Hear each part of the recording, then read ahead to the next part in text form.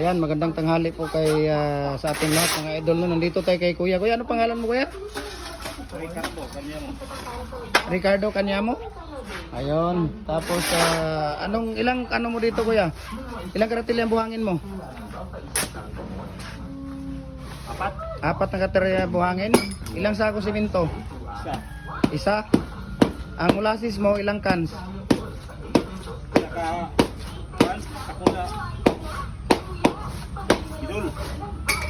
Mga 1/4 liter. Ayan. Tapos ilang piraso ang palabas mo Kuya? 140 ang palabas. Tapos ang timba, tubig mo Kuya, ilang timba?